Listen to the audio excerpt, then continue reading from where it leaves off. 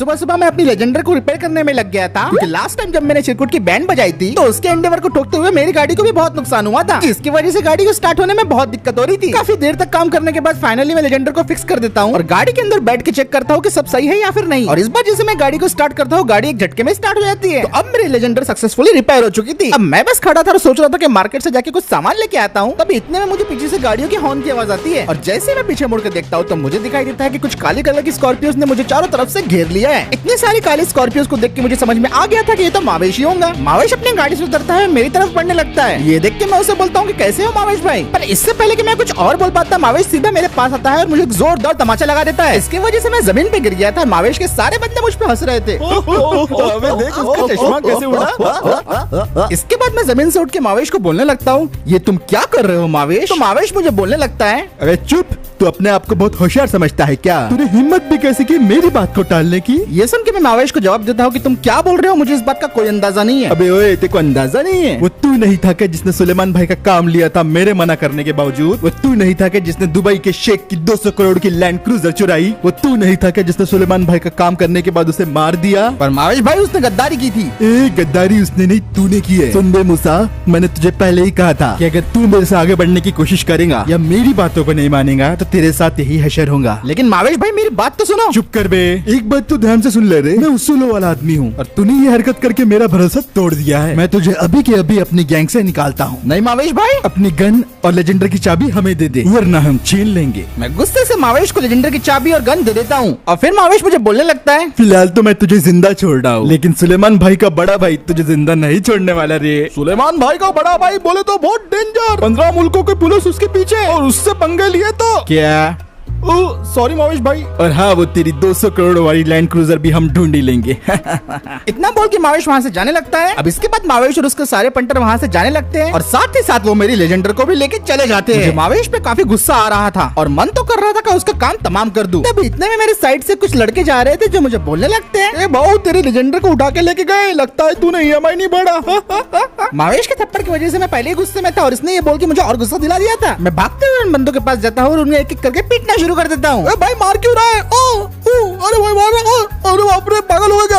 अबे साले पागल, अरे बाप रे, अरे यो मार लग गया रे, अरे बाप रे, अरे लग गया रे। इन लोगों ने मुझे पुराना वाला मूसा समझ के रखा था, लेकिन मैं अब इतनी आसानी से किसी को भी अपना मजाक बनाने नहीं दूंगा। लेकिन एक बात जो मेरे दिमाग से निकल ही नहीं रही थी और जिसके बारे में मैं बार बार सोचा जा रहा था और जिसे मैं चाह के भी नहीं भूल पा रहा था, वो था मावेश का मुझे थप्पड़ मारना। मावेश ने मेरे ही मोहल्ले में आके इतने लोगों के सामने मुझे थप्पड़ मारा और उसने ऊपर से जो बेइज्जती की वो अलग। मेरा खून पूरी तरीके से उबल रहा था और मुझे बस मावेश को किसी भी तरह मजा चकाना था। हर बार की तरह मावेश का जुल्म तो मैं इस बार नहीं सहने वाला था और मैंने फैसला कर लिया था कि मैं अब मावेश की जिंदगी को नरक बना के ही छोड़ूंगा, जिसके लिए मेरे पास एक अच्छा खासा प्लान था। अब एक लकड़ी दो टुकड़े करने का वक्त आ गया था, तो मैं सिटी साइड की चबूतरे से उतर जाता हूँ और सीधा निकल पड़ता हूँ अपना काम को अंजाम देने के लिए। और मैं सीधा पहुंच गया था इस शहर के सबसे बड़े ड्रग लॉर्ड के पास और मैं इसके पास आया था यहाँ पे दुबई से चुराई हुई लैंड क्रूजर को बेचने के लिए। इस गाड़ी की टोटल वैल्यू तो लगभग 200 करोड़ के आसपास आती है, लेकिन जब ड्रग लॉर्ड के बंदों ने लैंड क्रूजर को चेक किए तो उसके बाद वो फाइनली बोलने लगा, तुम्हारे पास तो ये काफी रेयर गाड़ी है। तो ये सुन के मैं उसे बोलने लगता हूँ, मैं जानता हूँ ये काफी रेयर और यूनिक है, इसलिए तो मैं आपके पास आया हूँ ताकि आप इसे खरीद ले। सुनने में आया है आपको ऐसी रेयर चीजों का काफी शौक है। शौक तो बिल्कुल है, लेकिन 200 करोड़ रुपए गाड़ी के लिए थोड़े ज्यादा हो जाएंगे मेरे लिए। तो फिर आप अपना प्राइस बताइए। अब क्योंकि ये दुनिया की इकलौती गाड़ी है जिसके अंदर गोल्ड और डायमंड लगे हुए हैं और क्योंकि एक शेख से चुराई हुई है, तो मैं तुम्हें इसके 155 करोड़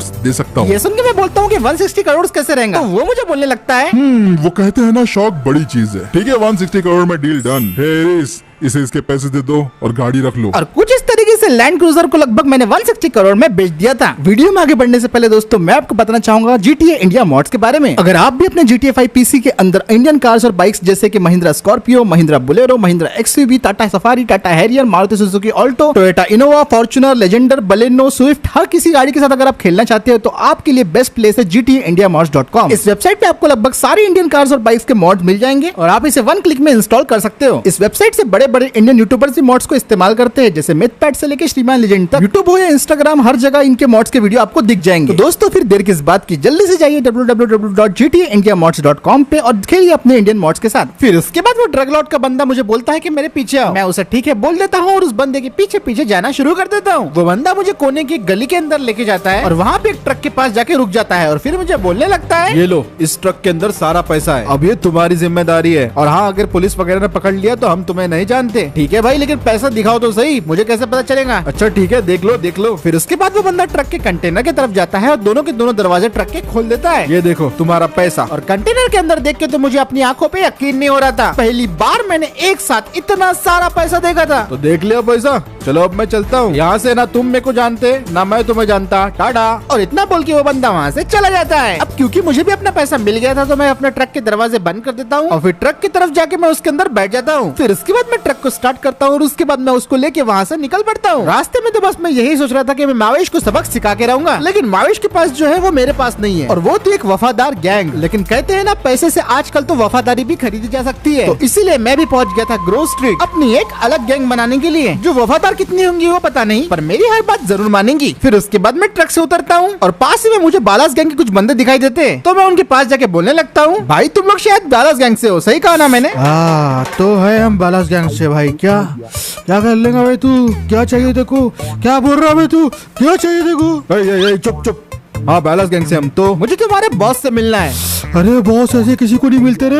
ये सुन के मैं उन्हें बोलता हूँ कि सोच लो भाइयों, बात करोड़ों की है। मेरी ये बात सुनते ही तुरंत वो लोग मुझे अपने बॉस के पास लेके चले गए और फिर उनका बॉस मुझसे बोलने लगता है, तो तू है वो मूसा, बता भाई क्या काम है तुझे? मैं उसे बोलता हूँ कि भाई मुझे आपकी एक छोटी सी मदद चाहिए। अरे मदद तो मिल जाएंगे, लेकिन वो तुम कुछ करोड़ों की बातें कर रहे थे, वो करोड़ क्या चीज है, जरा बताओ तो हमें भी। तो उसकी ये बात सुन के मैं उसे बोलने लगता हूँ कि मेरे पास आप लोगों के लिए एक ऑफर है। मैं चाहता हूँ कि आपकी गैंग मेरे लिए काम करे। लेकिन जैसे मैं ये बात बोलता हूँ, पहले तो बहुत देर तक सन्नाटा रहता है। फिर उसके बाद वो बालास गैंग का बॉस और बाकी बंदे वहाँ पे हंसने लगते हैं।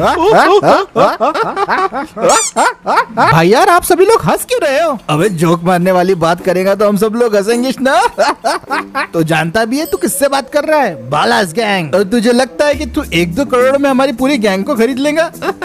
तो ये सुन के मैं बोलता हूँ कि 1-2 करोड़ में तो नहीं, लेकिन 50 करोड़ में तो आप लोग मेरे लिए काम करोगे ना? बस फिर क्या था, 50 करोड़ का नाम सुनते ही एकदम से सन्नाटा छा गया। और फिर उसके बाद वो बालास गैंग का लीडर खड़ा होता है और मुझे बोलने लगता है, तू 50 छोड़, तो 25 करोड़ ही दे दे, बालास गैंग तेरा हर काम में साथ देंगी, बोल मंजूर है क्या? ये सुन के मैं उसे बोलता हूँ, ठीक है बिल्कुल मंजूर है, अभी देता हूँ पैसे। बाप रे, क्या तू 25-50 करोड़ लेके चल रहा क्या? तू पैसे अभी देने वाला है? तो मैं उसे बोलता हूँ कि हाँ, मैं अभी के अभी पैसे देने वाला हूँ, क्योंकि मुझे बहुत अर्जेंट काम है, किसी की अर्जेंट बैंड बजानी है। अरे तू पैसे तो दे, एक बार पैसे आ गए तो किसके बैंड बजाने, बस बोल तू। मैं उसे बोलता हूँ ठीक है, पहले पैसे ले लो फिर देखते हैं। फिर उसके बाद मैं सीधा वो गली से अपना ट्रक की तरफ जाता हूँ और अपने ट्रक के अंदर बैठ जाता हूँ। फिर उसके बाद वो ट्रक को घुमा के सीधा वो बालास गैंग के लीडर के घर में पार्क कर देता हूँ और ट्रक के दरवाजे खोल के उसे बोलने लगता हूँ, ये देखो भाई, इसके अंदर है पूरे 50 करोड़, तुम जितना चाहे इसमें से ले सकते हो, बस मैं जो बोलता हूँ वो काम कर देना। इतना सुन के वो बालास गैंग का लीडर बोलने लगता है, बाप रे, तू तो कमाल लिख रहा रे। चल फिक्र मत कर, तेरा काम हो गया, समझ ले। एक गोलियां सबको इन्फॉर्म कर दे, अपना नया बॉस आ गया है, मूसा। वैसे 160 करोड़ में से मैंने बाकी के पैसे अपने लिए ऑलरेडी रख लिए थे और ये पैसे तो 50 में सिर्फ अपनी गैंग बनाने में इस्तेमाल करने वाला था। तो बताइए मूसा भाई, आपका प्लान क्या है? ये सुन के मैं जवाब देता हूँ कि मेरा प्लान है मावेश को सबक सिखाना। मावेश हो या चावेश, वो तो अब गया। Alright boys. अब मैं तो अपने प्लान में लगा हुआ था, लेकिन यहाँ पे शिप्स के किनारे मावेश के पंटर लोग हमेशा की तरह अपने इलीगल कामों में लगे हुए थे। मावेश के पंटर यहाँ पे कुछ चीजों की इलीगल स्मगलिंग कर रहे थे। ए भाई जल्दी कर, अपने पास टाइम नहीं है, 1 बजे से पहले सारे ताले वाले टूट जाने को होना, नहीं तो मावेश भाई अपने पे चिल्लाएगा। कर रहे बॉस, कर रहे। इस बार का स्टील काफी मजबूत है, लगता है टाटा का स्टील है। अरे इससे पहले कि कोई आ जाए, जल्दी कर रहे बाबू, अपने को पुलिसों के लपड़े में नहीं पड़ने का। अब ये लोग तो अपने काम में लगे हुए थे, तभी मैं पीछे से आवाज देता हूँ, ओए मावेश के पंटर लोग वहीं पर रुक जाओ। जैसे मैंने इनको आवाज लगाई, ये लोग सारे के सारे घबरा गए और एकदम पलट के मेरे तरफ देखने लगे। फिर मावेश का एक पंटर भोलू मेरे पास आया और मुझे बोलने लगा, क्यों रे बाबू, फिर से जापड़ खाने को आया क्या? ये लोग मुझ पे फिर से हंस रहे थे, जिसकी वजह से मुझे और भी ज्यादा गुस्सा आ रहा था। वो माँ देखो कितने गुस्से से देख रहा बाबू, तेरे ये गुस्से से तो हम लोग डर गए। जानते हो मैं क्या सोच रहा था कि अगर मावेश के पास तेरे जैसे पंटर नहीं होंगे तो क्या मावेश उतना ही पावरफुल रह पाएंगे जितना वो अभी है? अरे बाबू, तो कौन से सपनों में जी रहा, अपन तो मावेश के साथ ही रहेंगे। ये सुन के मैं उन्हें बोलने लगता हूँ कि अगर मैंने तुम्हें गायब कर दिया तो तू बाबू हमको गायब करेगा। अपना अच्छा मजाक करता बाबू। वो कहते हैं ना बोलो कभी कभी मजाक मजाक में रज्जाक भी कट जाता। अबे क्या बोला बे तू? इतना बोलने के बाद मैंने अपने हाथ से गन निकाल ली और इतना देखते ही मावेश के सारे पंटरों ने मेरे ऊपर बंदूक तान दी थी। ए बाबू, इधर होशियारी नहीं करने का। तू अकेला और हम कितने सारे। देखो मौका दे रहा बेटा, जैसा है ना वैसे चले जा। तू बाबू अकेला कुछ भी नहीं कर पाएगा। पर ये सुन के मैं उसे बोलता हूँ कि भाई किसने बोला कि मैं अकेला हूँ, और फिर उसके बाद मैं एक सीटी मारता हूँ। अरे मियाँ ये क्या? जैसे ही मैंने सीटी मारी उसके तुरंत बाद मेरे बालास गैंग के मेंबर एक एक करके उनकी गाड़ियों में आने लगे और देखते देखते वहाँ पे गाड़ियों का मजमुआ लग गया था। और मावेश के पंटर लोगों को हैरानी तब हुई जब 4 गाड़ियों के अंदर से 20 के ऊपर बालास गैंग के मेंबर्स निकले और वो सारे के सारे हथियारों से लोडेड थे। फिर उसके बाद मैं उन्हें बोलने लगता हूँ, तो जैसे की मैंने कहा था मैं तुम लोगों को मिटा दूंगा। तेरी तो मारो साले को। अब इससे पहले कि मावेश के पंटर हम पे हमला कर पाते, मेरी बालास गैंग के बंदन के ऊपर गोलियां चलाना शुरू कर देते हैं। मारो सालों को, मारो मारो मारो। मारो मारो बालास गैंग के शूटर्स को देख के तो मैं पूरी तरीके से हैरान था। ये लोग लिटरली नॉन स्टॉप शूटिंग कर रहे थे। सामने वालों को तो गोली चलाने का मौका तक नहीं मिला था। एक एक करके सारे के सारे लोग डाउन होते गए और देखते देखते पता ही नहीं चला कि बालास गैंग ने मावेश की बंदों की सारी गैंग को पूरी तरीके से फिनिश कर दिया था। मावेश की अब गैंग ही नहीं रहेंगी तो ये कौन सा गुंडा बनेगा। ये काम तो मेरा पूरा हो गया था। तो मैं बालास क्रिएटर्स को जाके बोलता हूँ, मावेश की गैंग को तो हमने ठिकाने लगा दिया, लेकिन अब बारी है उन्हें ठिकाने लगाने की जो मावेश के पैसों के लेन देन में मदद करते हैं, यानी कि उसके मैनेजर्स और अकाउंटेंट्स। उन्हें काफी बुरी मौत देंगे। ये सुन के मैं लीडर को बोलता हूँ कि इसमें तो अब कोई शक नहीं है और उसे बोलता हूँ कि चलो अब अपने अगले टारगेट के पास चलते हैं। अगला टारगेट तो कहीं पे मूवी देख रहा है और मैं जानता हूँ वो कहाँ है। अब मैं और बालास गैंग के कुछ मेंबर्स थिएटर में एंटर कर दिए थे और हम लोग मावेश के अकाउंट्स मैनेजर को ढूंढ रहे थे, जो कि मावेश के सारे बैंक अकाउंट हैंडल करता है। और वो बंदे को तो हमें ढूंढने की जरूरत भी नहीं पड़ी क्योंकि वो तो मस्त 3rd रो में एसी में सो रहा था। बिना कोई देरी किए मैंने अपनी गन निकाली और सीधे जगह पे उसे ठोक दिया। यहाँ का काम पूरा हो गया था और अब बारी थी यहाँ पे अगले बंदों की, जो कि था मावेश का सिक्योरिटी कॉन्वे। और ये लोग आए थे पेट्रोल पंप पे अपनी काली काली स्कॉर्पियोज में फ्यूल भरवाने के लिए, लेकिन इन्हें कोई अंदाजा नहीं था कि इनके साथ क्या होने वाला है। अचानक से इन्हें बुलेट के फटाकों की आवाज आती है, जिसकी वजह से सब लोग सड़क पर दिखने लगते हैं। अरे ये सब क्या हो रहा है? कहीं गन शॉट्स तो नहीं? कुछ तो आ रहा है। तभी रोड पे से मैं आता हूँ और मेरे हाथ में था मेरा फेवरेट हथियार,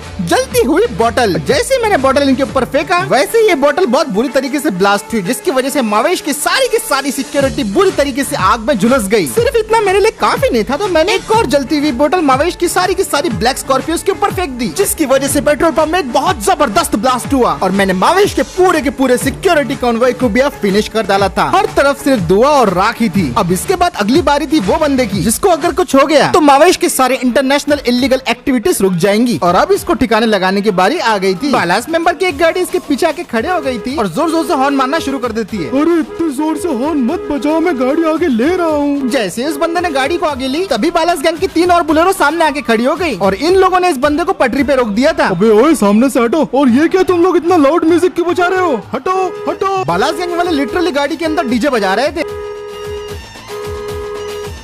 वो बंदा लगातार हॉर्न मारे जा रहा था लेकिन ये लोग बिल्कुल भी नहीं सुन रहे थे। अरे इतने जोर से डीजे मत बजाओ यार, तुम लोग क्या कर रहे हो? रास्ते से हटो। ये बंदा आगे और पीछे दोनों तरफ से घिर चुका था और क्योंकि सारी बुलेरोस के अंदर इतना हैवी म्यूजिक चल रहा था तो ये बंदा बस हॉर्न मारने में रह गया। इसे पता ही नहीं चला कि रेलवे के फाटक अब पूरी तरीके से नीचे आ चुके हैं और जब तक उसे पता चला तब तक बहुत देर हो चुकी थी। अरे ये आवाज कैसी? अबे हट जाओ।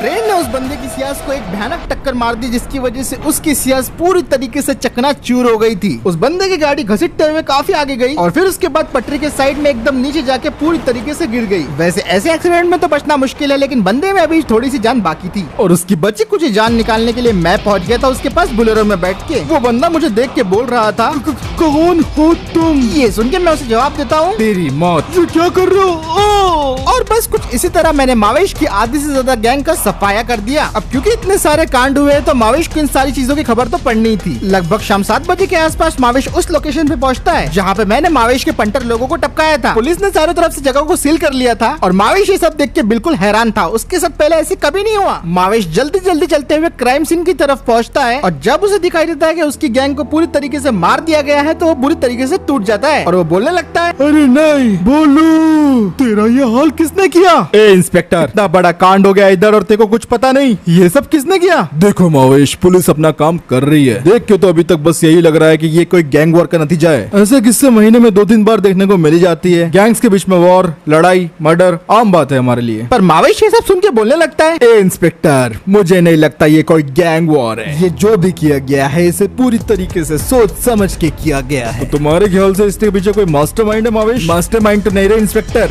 पर वो बेवकूफ जरूर है, क्योंकि अब मैं उसे छोड़ूंगा नहीं। तो उम्मीद है दोस्तों आपको आज का ये वीडियो जरूर पसंद आया होगा। आपको ये सीरीज कैसी लग रही है? अगर पसंद आई है तो वीडियो पे एक लाइक कर दो, शेयर कर दो। चलो दोस्तों, पहली बात देख रहे हो तो सब्सक्राइब करना बिल्कुल भी मत भूलना। 10,000 लाइक्स का एम रखती है, जल्दी से 10,000 लाइक्स कर दो, नेक्स्ट वीडियो आ जाएंगी और मैं मिलता हूँ आपसे अगले वीडियो में।